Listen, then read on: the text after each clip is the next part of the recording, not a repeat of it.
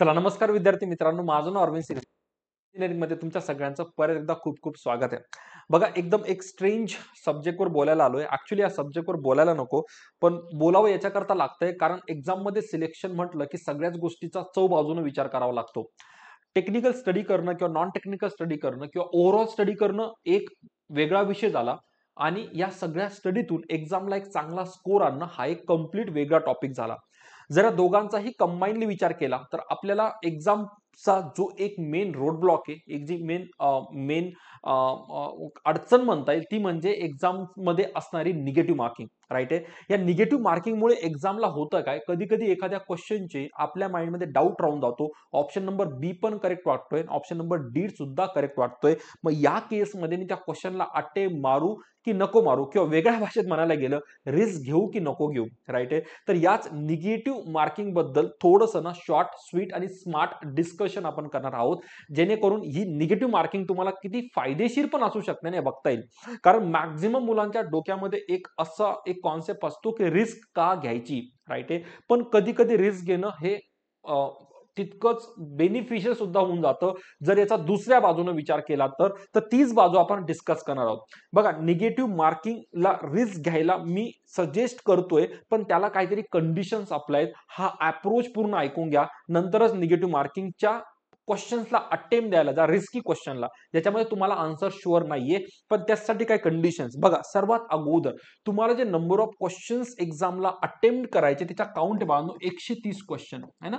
एक्झामला गेल्यानंतर माझा सगळ्यात अगोदरचा अप्रोच हा असला पाहिजे की मी 130 चे 130 क्वेश्चन कमीत कमी एकदा गो थ्रू करेल.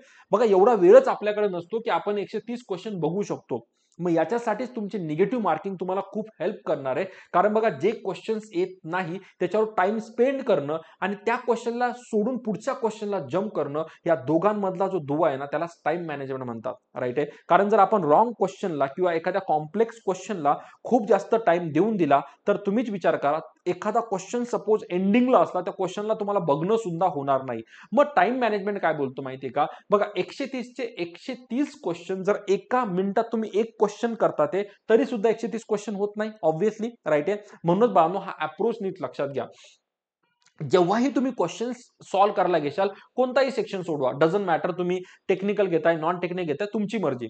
पण क्वेश्चन करताना जर तुम्हाला वाटलं की एखादा क्वेश्चन प्लस मायनस होतोय, म्हणजे त्याच्यातले काही क्वेश्चन्स मला वाटतं एखादा ऑप्शन बरोबर असू शकतो, किंवा ऑप्शन मी कुठेतरी बघितलाय पण डाऊटफुल आहे, तर सरळ सरळ त्या क्वेश्चनला मार्क फॉर रिव्ह्यू करून टाकायचं. काय करायचं? मार्क फॉर रिव्ह्यू हा ऑप्शन तुम्हाला तिथे भेटून जाईल. ज्यांनी आपली टेस्ट सिरीज घेतली ना, तुम्हाला ऑप्शन तिथे भेटून जाईल, मार्क फॉर रिव्ह्यू. म्हणजे त्या क्वेश्चनला मी जर रॉंग नसेल तर येलो कलरचा सिम्बॉल होऊन जातो. म्हणजे हे असे क्वेश्चन जे तुम्हाला नंतर बघायचे.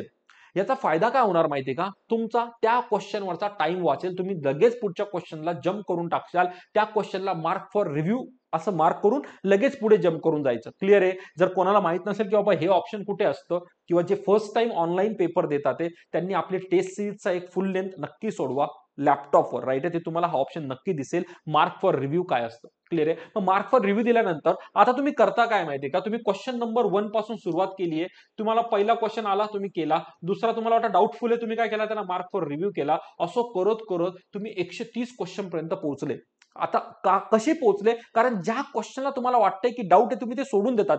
राईट आहे. नंतर बघेल, नंतर बघेल. मग त्याच्यामुळे तुमचा वेळ वाचतोय, त्या क्वेश्चनवरची फालतू मेहनत वाचते. आता सपोज ऍट द एंड, म्हणजे जर तुम्ही 130 क्वेश्चनला पोहोचले आणि फॉर एक्झाम्पल तुमचे टोटल 16 क्वेश्चन तुम्ही रिव्ह्यूला मार्क केले. किती?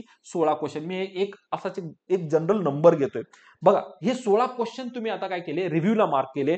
याच्यामुळे ना तुमच्या एंडिंगला नक्की वेळ वाचणार बाळांनो. कारण जे क्वेश्चन्स आपल्याला खूप चांगले जमतात त्याला एवढा वेळ लागत नाही. आपण पटकन सॉल्व्ह करून लगेच पुढे जम्प करतो. आपला टाइमपास ना अशाच क्वेश्चनला होतो, ज्याच्यामध्ये आपल्याला माइंडमध्ये डाऊट असतो, फॉर्म्युला आठवत नाहीये, थोडासा आठवतोय, आपण वेळ वेस्ट करतो. वेळ वेस्ट न करता आता मी या मार्क फॉर रिव्ह्यूचं ब्रह्मास्त्र वापरून पटापट पटापट पुढे जातोय, आणि एंडिंगला मला कळलं की बाबा माझे 16 क्वेश्चन रिव्ह्यूला गेले. जास्त पण असू शकतात, कोणाचे 30 असू शकतात, होऊ शकतं ना, याच्यामध्ये प्लस मायनस होऊ शकतो. पण मी 16 क्वेश्चन ऍज अ एक्झाम्पल घेतलं. मग सर आता या 16 क्वेश्चनला कसं अटेम्प्ट करायचं?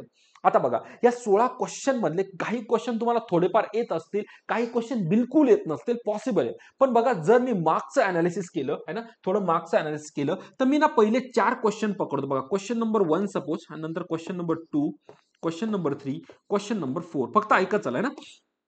सपोज हे 4 क्वेश्चन आहे जे मी मार्क फॉर रिव्ह्यू सोडले. आता होणार काय, प्रत्येक क्वेश्चनला जर मी करेक्ट आन्सर दिलं तर मला किती मार्क्स भेटतात रे? करेक्ट जर मी आन्सर दिलं, मी थोडा पेन बदलतो, ठीक आहे. जर मी प्रत्येक क्वेश्चन्सला करेक्ट आन्सर देतोय है ना, तर मला प्रत्येक क्वेश्चनला 2.2 मार्क्स भेटतात. किती? 2.2 मार्क्स है ना, करेक्ट क्वेश्चनला. आता सपोज मी 4 क्वेश्चनचं कॅल्क्युलेशन करतो, तर जर माझे 4ही क्वेश्चन करेक्ट झाले असते तर 2.2 गुणिले 4 म्हणजे मला 8.8 मार्क्स भेटणार होते, जर 4ही करेक्ट झाले असते तर. क्लिअर आहे? आता बघा मी थोडीशी रिस्क घेतोय. म्हणजे बघा या 4 क्वेश्चन पैकी खूप हायली चान्स आहे, कारण हे क्वेश्चन तुम्ही डाऊटफुल आहे, तुमचे 1 किंवा 2 क्वेश्चन करेक्ट येऊन जातील, बाकीचे 2 चुकतील, चुकू द्या. आता मी एकदम मिनिमम विचार करतो की 4 पैकी तुमचं नशीब एवढं खराब आहे ना, तुमच्या तुक्क्यामध्ये एकच क्वेश्चन करेक्ट बसला, बाकीचे 3 चुकले. चला बघूया तुमचा फायदा झाला की तोटा झाला है ना, हे थोडं कॅल्क्युलेट करूया. कॅल्क्युलेशन नीट लक्ष द्या. आता काय झालं माहिती का, तुमचा क्वेश्चन नंबर 1 तुम्ही जो थोडासा गेस करून लिहिला ना, तो क्वेश्चन करेक्ट निघाला, बाकी हा पण चुकला, हा पण चुकला, हा पण चुकला. Just example. आता जर जितके जास्त बरोबर आले तितकं चांगलंच आहे. मी जस्ट इमॅजिन करतोय की तुमचा एकच बरोबर आला. आता बघूया तुम्ही या आउट ऑफ 4 क्वेश्चन जे ओव्हरऑल अटेम्प्ट दिला, म्हणजे 4 पैकी 1 बरोबर 3 चुकीचा, तुमचा फायदा झाला की तोटा झाला? तर बघा बाळांनो, तुम्ही हा क्वेश्चन करेक्ट मार्क केला म्हणजे तुम्हाला 2.2 मार्क्स भेटले, पण हे 3 चुकले. आता निगेटिव्ह म्हणजे किती? 1/4 निगेटिव्ह म्हणजे 2.2 भागिले 4, याला जर तुम्ही सॉल्व्ह केलं तर 0.5 किंवा 5 असं काहीतरी येतं है ना. 4×5 = 20 आहे. 0.55 ही मग तुमची निगेटिव्ह मार्क झाली. म्हणजे तुम्ही ह्या क्वेश्चनला पण -0.55 आले, पेन वेगळा, -0.55, याच्यात पण निगेटिव्ह 0.55 भेटले, याच्यात पण निगेटिव्ह 0.55 भेटले तुम्हाला. क्लिअर आहे? म्हणजे या तिघांना जर मी आता तुम्ही नीट बघितलं है ना, या तिघांचं जर मी कॅल्क्युलेशन केलं तर माझे टोटल निगेटिव्ह मार्क किती गेले रे है ना, तर 0.55 गुणिले 3 है ना, तर 50 त्रिक 150 म्हणजे ऑलमोस्ट 1.65 मार्क्स. किती तुमचे निगेटिव्ह किती गेले?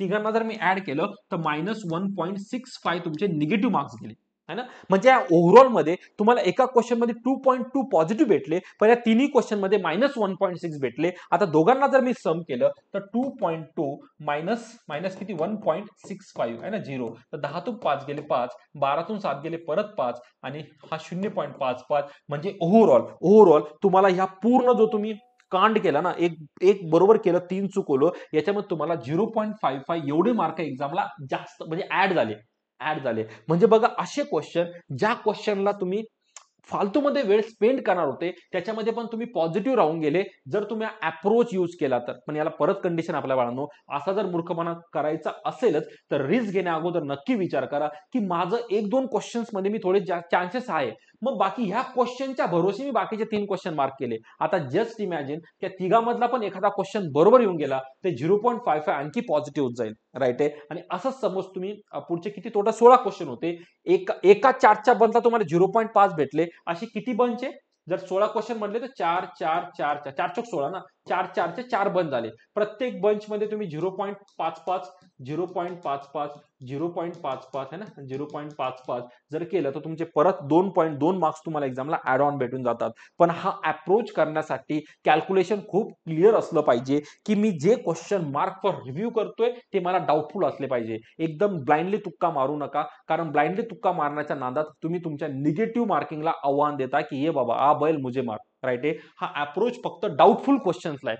मी बोललो ना, तेच क्वेश्चन रिव्ह्यू म्हणून मार्क करायचे ज्या क्वेश्चन मध्ये तुम्हाला काय वाटतं माहिती का, थोडा डाऊट वाटतोय की बाबा याच्यामध्ये हे मी वाचलंय, बघितलंय. तर अशा वेळेस बघा आपलं सबकॉन्शियस माइंड ना भरपूर साऱ्या गोष्टी स्टोअर करून ठेवतो. आपण विसरतो पण त्याच्यामध्ये स्टोअर असतो. त्याच्यामुळे काही पहिल्या सेमिस्टरचं, दुसऱ्या सेमिस्टरचं सुद्धा एक्झामला आठवून जातं. खूप पॉसिबल आहे. मग त्याच्यामध्ये ना हा अप्रोच तुम्हाला खूप हेल्प करणार आहे. आता आणखी नाण्याची दुसरी बाजू सांगतो. याच्यामध्ये भरपूर सारे स्टुडंट असे आहेत ना बाळांनो, जे रिस्क घेतच नाही है ना. मग त्यांनी रिस्क घेतली नाही, तुम्ही रिस्क घेता, दोघांमध्ये फरक काय? तुम्हाला जितक्याही गोष्टी खूप चांगल्या येता आहेत त्या तुम्ही ऑलरेडी डिलिव्हर केल्यात. ऑलरेडी तेवढे क्वेश्चन तुम्ही सोडवले. आता त्या क्वेश्चन्सवर तुमचं जर सिलेक्शन होऊन जात असेल, फॉर एक्झाम्पल तुम्हाला माहिती तुमचे 110 120 मार्क्स कुठेतरी क्लोज जातात त्या परीक्षेला, मग ही रिस्क घेऊच नका. कारण तुम्ही ऑलरेडी चांगल्या स्कोरला चाललेले गेलात. जर तुम्ही अशा स्टेजला आहात की बाबा जेवढं मी सोडवलं त्याच्यामध्ये असाही माझा कट ऑफ क्लिअर होत नाही, कारण 70 80 90 मार्कामध्ये भागेल नाही भागेल देवाला माहिती, मग ते 70 80 घेऊन एक्झामला फेल होण्यापेक्षा रिस्क घेऊन पास होण्याचा अटेम्प्ट करायला काहीच वावगं नाही, है ना. मी अगोदरच बोललो होतो ना, याच्यामध्ये टर्म्स अँड कंडिशन खूप जास्त आहे. कारण जेव्हा पेपर येतो आपण गो थ्रू करतो ना, आपल्याला एक सिक्स सेन्स आपला सांगून जातो की या पेपरला माझं होणार आहे की माझा बँड वाजणार आहे. आपल्याला आतमध्ये माहित असतं. त्याच्यामुळे त्या वेळेनुसार तुम्हाला माइंड जस्ट सांगते की आता माझ्याकरता परिस्थिती डिफिकल्ट आहे, इझी की मॉडरेट आहे, त्याच्यानुसार एक नक्की स्ट्रॅटेजी तेव्हा इन्स्टंट बनवा आणि हा प्लॅन लक्षात ठेवा. राईट आहे. सगळे स्कोर विषयी सगळेच बोलतात आहे ना. चांगला अभ्यास करा, चांगले मार्क्स घ्या, हे वाचा, ते वाचा. या स्ट्रॅटेजीवर खूप कमी जण बोलतात. म्हणून बोलावंसं वाटलं की हा पण एक अप्रोच परीक्षेला असू शकतो आहे ना. सगळ्याच गोष्टी आता सर पूर्ण पेपर या तुक्क्यावर सोडू का? फायदा होणार नाही काही. राईट आहे. याच्यामध्ये फक्त काही क्वेश्चन्स असे, कारण जर मला टाइम सेव्हिंग करायची, टाइम मॅनेजमेंट करायचा आहे आणि ह्या अप्रोचचा फायदा घ्यायचा, कारण हा अप्रोच सगळे फॉलो बिलकुल करणार नाही. म्हणून ज्यांना माहिती त्यांनी हा माइंडमध्ये ठेवून फॉलो करून तुम्ही परीक्षेला नक्की फायदा करून घेऊ शकतात. राईट आहे. परत सांगतो, हा पर्सनली माझा पर्सनल व्ह्यू आहे. याच्यामध्ये कोणालाच काहीच कंपल्शन नाहीये. मी तुमच्या जागी परीक्षेला असतो तर ह्या अँगलने नक्की विचार केला असता. तोच विचार तुमच्या समोर ठेवतोय. क्लिअर आहे. आय होप अप्रोच आवडला असेल. नक्की अप्रोचवर एकदा विचार करा आणि परीक्षेला जाताना माइंडसेट ठेवा की मला कोणत्या फॉर्ममध्ये पेपर द्यायचा आहे. फायनली माझे 130 क्वेश्चन्स सगळे बघून झाले पाहिजे, एवढा तरी मिनिमम टार्गेट ठेवा. कारण याच्यामधले भरपूर क्वेश्चन असे असतात जे सिंपल असतात पण आपलं वाचनच होत नाही. असं व्हायला नको. राईट बाळांनो. तर हा एक छोटासा अप्रोच होता है ना, एक्झामच्या अगोदर तुमच्या समोर ठेवायचा. कारण सगळं बघा, बोललो ना, हे सगळी राजनीती आहे ना. जो ही राजनीती चांगली खेळून घेतला ना, त्याने इलेक्शनमध्ये तो निवडून येणार. बाकीच्यांचं जय महाराष्ट्र बाळांनो, है ना. म्हणून एकदा विचार करा, पॉईंटचा गो थ्रू करा. काही डाऊट नाही तर मला कमेंटमध्ये नक्की कळा. आय होप ही स्ट्रॅटेजी तुम्हाला एक्झामला नक्की युजफुल ठरेल बाळांनो. चालतंय. चालेल. मग ह्याच पॉझिटिव्ह नोटला आजच्या व्हिडिओला पूर्णविराम घेतो. जे चॅनलला नवीन असाल त्यांनी प्लीज चॅनलला सबस्क्राईब करून घ्या. आपलं इंजिनिअरिंग ऍप्लिकेशन प्ले स्टोरवरून नक्की डाउनलोड करा. ज्यांनी कोर्सेस घेतले नसतील, आपला टेक्निकलचा पण पूर्ण क्रॅश कोर्स अवेलेबल आहे. जनरल ऍप्टिट्यूडचा पण आपण एक simple crash course recently launch केलाय. आणि त्याच्यानंतर महत्वाचं म्हणजे टेस्ट सिरीज आहे ना, ती सुद्धा आपण महाट्रान्सपोर्टसाठी लॉन्च केली आहे. प्लीज एकदा बाय करा, प्रॅक्टिस करा. कारण तो अप्रोच जोपर्यंत तुम्ही घरी करणार नाही तोपर्यंत परीक्षेला जाऊन फायदा नाही. म्हणून टेस्ट सिरीज बाय केली नसेल तीही बाय करून घ्या. राईट आहे. चला बाळांनो, त्या व्हिडिओला पूर्णविराम देतो. भेटू नेक्स्ट व्हिडिओमध्ये. बाय.